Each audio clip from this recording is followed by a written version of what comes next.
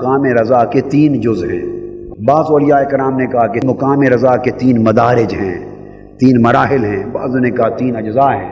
خیر، ایک فرمایا کہ مقام رضا کا پہلا یہ ہے کہ ترک الاختیار قبل القضاء، کوئی قضا اللہ کی طرف سے آئے، تکلیف آنے والی ہو اور اس کے ٹالنے کا اختیار بھی ہو، یا اس مصیبت سے بچ جانے کا اختیار بھی ہو، مگر جانتے ہوئے کہ تکلیف آ رہی ہے، بچ بھی سکتے ہیں مگر اس کی قضا سے محبت اتنی ہو کہ جان کر اس کو اپنا لیا جائے، بچنے کی کوشش نہ کی جائے، اپنا اختیار رب کی قضا پہ قربان کر دیا جائے۔ دوسرا جز فرمایا سرور القلب بمر القضاء، قضا کی جو کڑواہٹ ہوتی ہے جب تکلیف آتی ہے، رب کی قضا اور تقدیر کی، اس کی جو کڑواہٹ ہوتی ہے یا اس کی جو سنگینی ہوتی ہے اور پریشان کن صورتحال ہوتی ہے، اس کیفیت میں بھی بجائے تنگی، کڑواہٹ، پریشانی محسوس کرنے کے دل خوشی اور سرور محسوس کرے کہ یار کی طرف سے تکلیف آئی، یار اس میں راضی ہے، اس خیال سے تکلیف نہ لگے بلکہ وہ بھی راحت لگے۔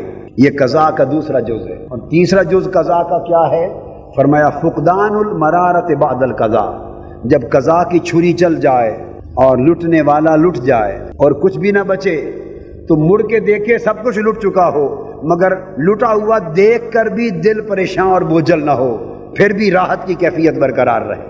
جس کے اندر تینوں اجزاء پورے ہو جائیں وہ صاحب رضا ہے۔ اب اس مقام رضا پر بڑے بڑے اولیاء کے قدم بھی ڈگمگا جاتے ہیں، صبر میں کامل رہتے ہیں، توکل کے مقام میں کامل رہتے ہیں، تفویض کے مقام میں کامل رہتے ہیں، مگر جب رضا کے مقام پر آتے ہیں تو ان تینوں اجزاء کا پورا کر دینا اور مقام رضا کی تکمیل کر دینا یہ بڑوں کے لیے مشکل مرحلہ بن جاتا ہے۔ یہاں 2 مثالیں دوں گا۔ ایک، امام نبھانی نے اپنی کتاب جامع کرامات الاولیاء میں شیخ احمد شربینی رحمۃ اللہ علیہ کا ایک واقعہ بیان کیا کہ ان کو اللہ نے ایک بچہ دیا، بیٹا دیا، اکلوتا بیٹا۔ اب اکلوتا بیٹا ماں باپ کی آنکھ کا تارا ہوتا، بچہ بیمار ہو گیا، بیوی کہتی رہی، وہ دعا کرتا اچھا اللہ خیر کر دے گا، حتیٰ کہ قریب مرگ ہو گیا اور حالت نزا پر جا پہنچا۔ بیوی آ کے روئی شیخ احمد شربینی کے پاس، حضرت آپ کی تو لو اللہ سے لگی ہے، آپ کا دل تو اللہ سے راحت پا رہا ہے، میری تو راحت جاں اور زندگی اور خوشی سارا کچھ یہ بیٹا ہے، اور اکلوتا بیٹا اگر یہ بھی مر گیا تو میں تو مر جاؤں گی، خدا کے لیے دعا کریں میرا بیٹا اللہ بچا دے اور اس کو زندگی دے دے۔ وہ کہیں جیسے اللہ کو منظور، اللہ کی رضا پہ راضی رہو۔ اس ماں نے کیا کیا کہ جب بیٹا حالت رضا پہ پہنچا، تڑپنے لگا تو لا کے باپ کے سامنے رکھ دیا، حضرت شیخ احمد شربینی کے سامنے رکھ دیا۔ حالت نزا طاری ہوئی تو ملک الموت آ گیا اب روح قبض کرنے کے لیے۔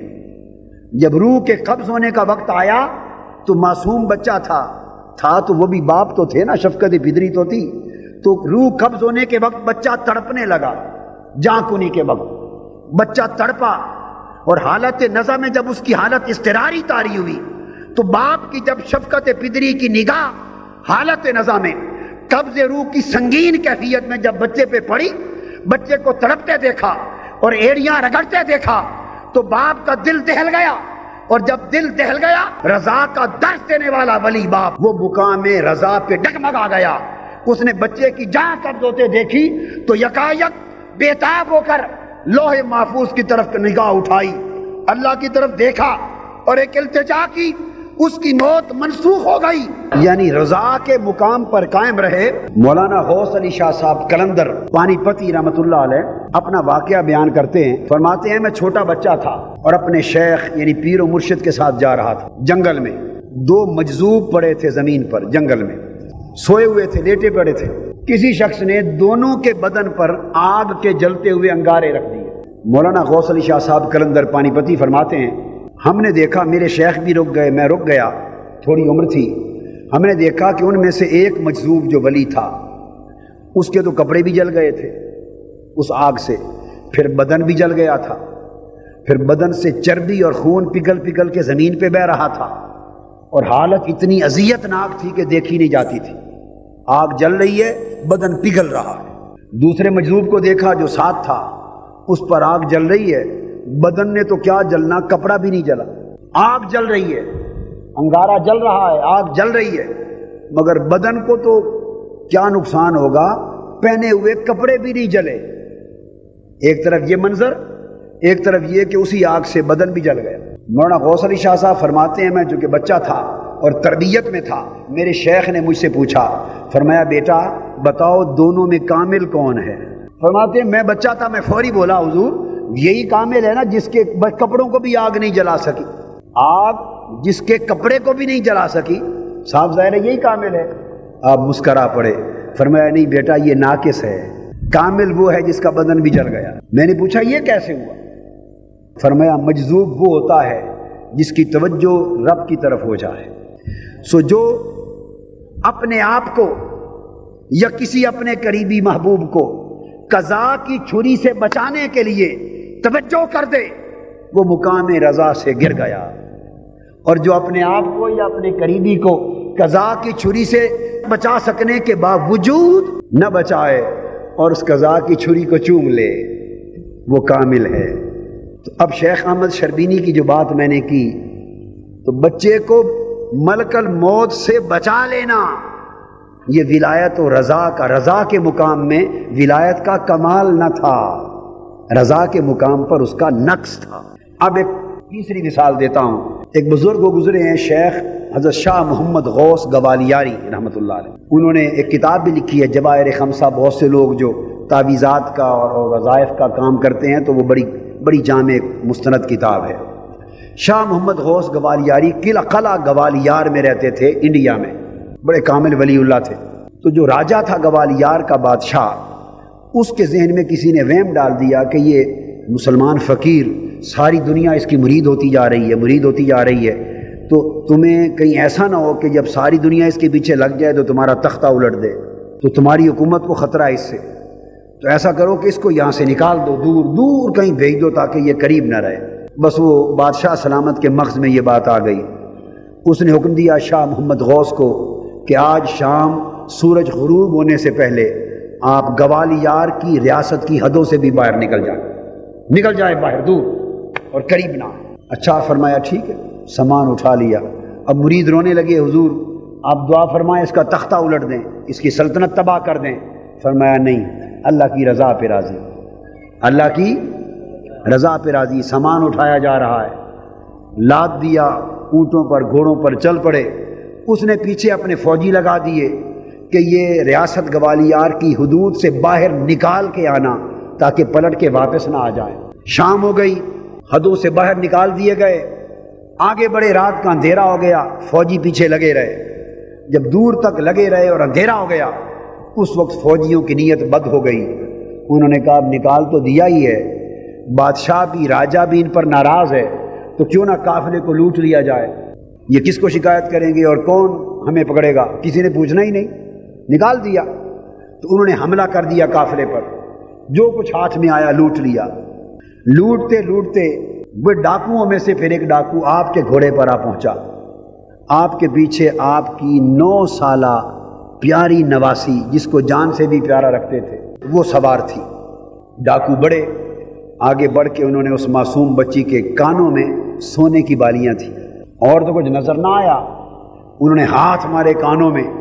اب اندھیرا تھا، بالیاں اتاری بھی نہیں جا سکتی تھی، ذرا وقت لگتا۔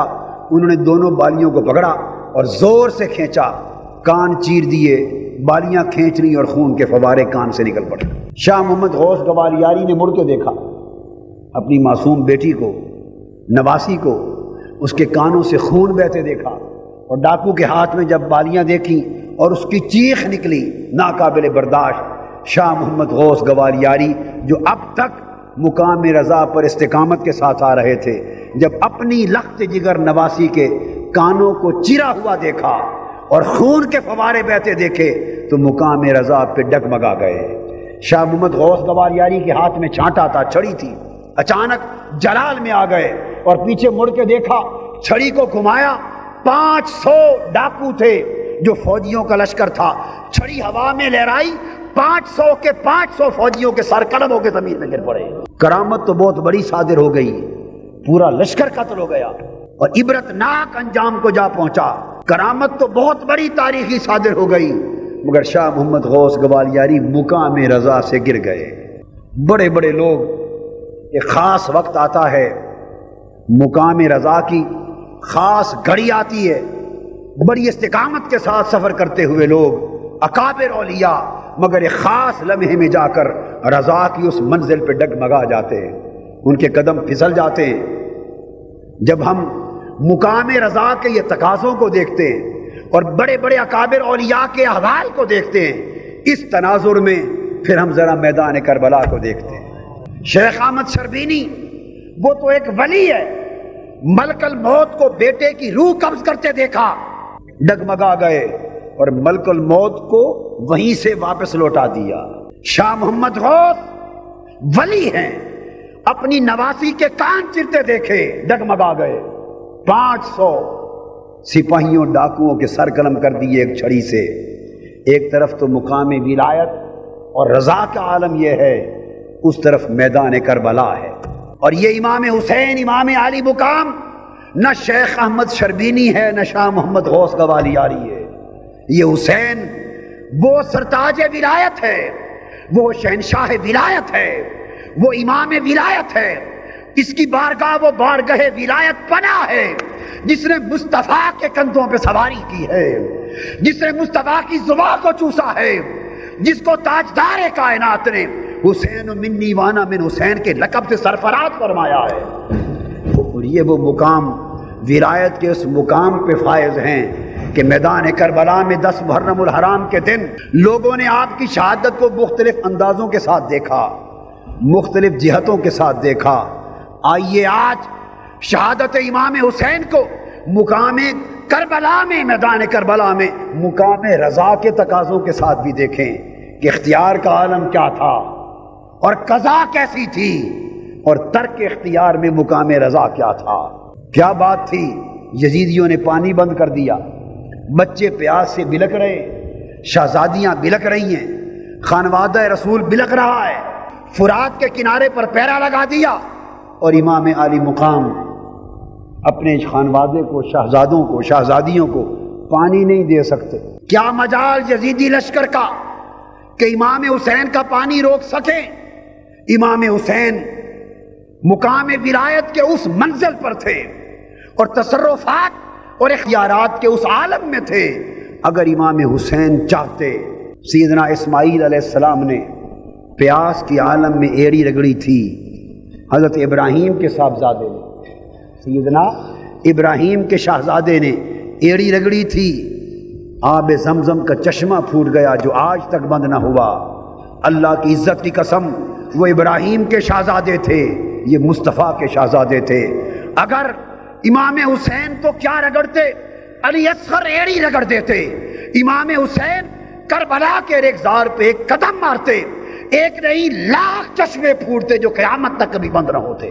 اور میں ایک بات آپ کو بتاؤں، شہید ہو جانے کے بعد وہی ریگزار کربلا اب شہید کر دیے گئے جس میں پانی کا نام و نشان نہ تھا، شہید ہونے کے بعد قبر انور میں جب رکھ دیے گئے تو ایک زمانے کے بعد دنیا کو دکھانے کے لیے جس مقام پر قبر انور میں آپ کا سر انور اور زبان اقدس آئی، چہرہ مبارک، قبر کا سرانہ حصہ ہوتا ہے نا، ایک سرانے والا اور ایک پائتی والا، تو قبر انور کا وہ حصہ جہاں آپ کا سر انور اور زبان مبارک ہے، تصرف کا یہ عالم کہ بعد از شہادت قبر انور کے چہرہ اقدس کے سامنے ریگزار کربلا کی اسی تپتی ریتلی زمین سے چشمہ پھوٹا، اور آج تک وہ چشمہ ہے۔ صدیاں گزر گئیں، اس ریتلی زمین میں وصال شہادت کے بعد چشمہ پھوٹا، اور آج بھی وہ چشمہ قائم ہے۔ لوگوں کو اس لیے معلوم نہیں کہ اوپر مزار اقدس ہے، اور لوگ یہ سمجھتے ہیں کہ یہ جو مزار اقدس اور جالی مبارک ہے یہ اصل سطح ہے زمین کی، وہ سطح اصل نہیں ہے۔ اصل سطح تو وہ کربلا کی سرزمین تھی جس پہ دفن ہوئے تھے۔ تو آپ کی قبر انور کا اصل مقام ایک کمرے کی اونچائی سے نیچے زمین میں ہے۔ یہ جو اوپر جو زری مبارک نظر آتی ہے اور جالی مبارک، یہ زری مبارک اور جالی مبارک ہے۔ قبر انور آپ کی اصل مدفن سیدنا امام حسین امام علی مقام کا اس مقام سے ایک کمرے کی اونچائی نیچے اس مقام پر ہے۔ نیچے سیڑھیاں جاتی ہیں، اس کا دروازہ بند رہتا ہے، لاک رہتا ہے، تو کسی کو عام طور پہ جانے نہیں دیتے، کسی کو خبر نہیں ہوتی۔ ان سیڑھیوں کے نیچے جائیں تو وہ ایک الگ کمرہ ہے، اس کے اوپر کچی زمین کی سطح ہے، اور امام علی مقام کی قبر انور وہ ریگزار کربلا کی سطح پہ وہاں موجود ہے۔ اس قبر انور میں سر انور کے مد مقابل اس ریگزار کربلا سے چشمہ پھوٹا، صدیاں ہو گئیں، اس چشمے کا پانی آج بھی قبر حسین کا طواف کرتا رہتا ہے، قبر حسین کا اس پورے طواف کرتا رہتا ہے۔ اور اگر کوئی شخص نیچے جائے تو یہاں تک وہ اگر پیدل چلے تو یہاں تک وہ پانی آتا ہے۔ مجھے اس پانی میں غسل کرنے کا اور پورے سفر کرنے کا اور اندر چاروں اطراف پھرنے کا شرف نصیب ہوا، یعنی میں نے آنکھوں سے دیکھ کر چشمہ اور اس میں غسل کر کے آپ کو بتایا ہے، سنی سنائی بات نہیں بتا رہا۔ وہ پانی کا چشمہ جو امام حسین کی قبر کے سامنے کھل گیا، وہ کربلا کے دن نہیں کھل سکتا تھا، آج تک صدیوں تک آج بھی موجود ہے۔ اور حیرت کی بات یہ کہ چاروں طرف سے حجرہ بند ہے، نکاس کوئی نہیں، ہوا کوئی نہیں، روشنی نہیں، مگر نہ کبھی دیوار گرتی ہے نہ اس پانی میں بدبو آتی، تر و تازہ ہے جیسے فریش واٹر آ رہا ہو۔ وہ چشمہ پانی کا جو قبر حسین میں امام حسین کی زبان پاک کے سامنے بعد میں کھلتا ہے، وہ کربلا کے دن کیوں نہیں کھلتا؟ اس لیے کہ اگر اس دن چشمہ کھل جاتا یا امام حسین قدم مار کے چشمہ نکال لیتے تو پانی تو مل جاتا مگر مقام رضا نہ ملتا۔